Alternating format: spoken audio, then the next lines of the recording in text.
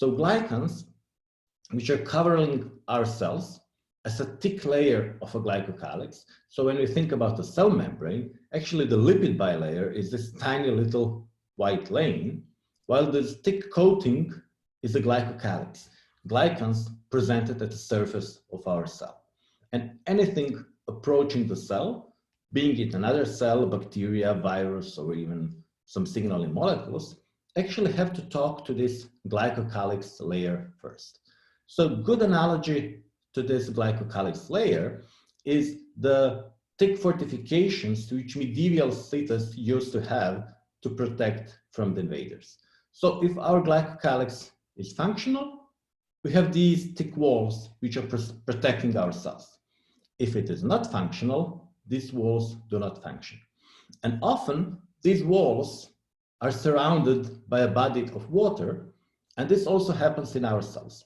Actually, our cells are covered, at least those cells which are exposed to the contact with microbes, like different mucosas or different endothelial cells. They are covered with a thick glycocalyx, and on the top of this glycocalyx, there is a layer of mucin, which consists of water and mucins. And mucins are a specific set of glycoproteins with a very variable glycosylation. So they're presenting very diverse glycan structures, which kind of emulate everything which can be found on a cell. So if there is a virus or a bacteria coming on a surface of our mucosa, it's often trapped by those mucins in the liquid layer, and then by ciliary flow is being removed outside of our airways.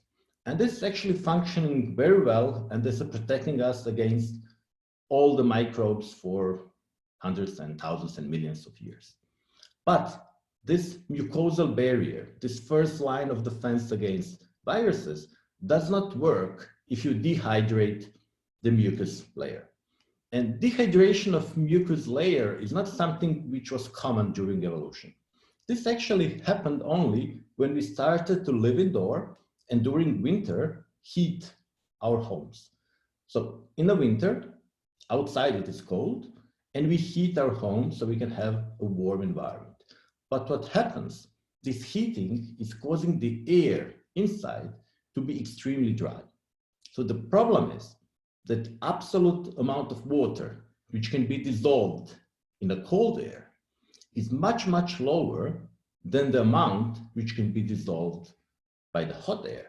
So if the cold air at approximately 0 degrees, which even have 100% relative humidity at 0 degrees, enters our house and is being heated to some 25 degrees, its humidity will fall, the relative humidity will fall below 20%.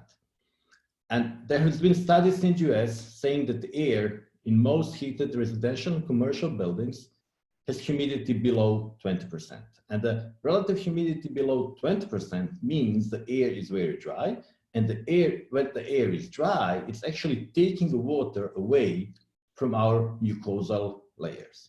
So what happens, mucosa, which is supposed to be well hydrated, dries out, there is no flow of mucus, and there is no way to stop viruses and bacteria from either entering the cells or spreading downwards toward our lungs through the upper airways.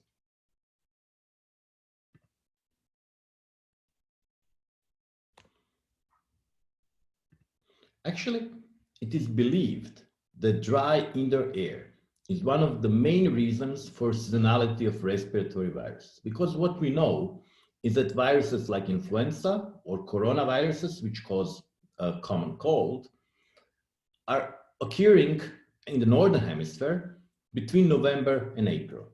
And they usually disappear and then come again in the November next year.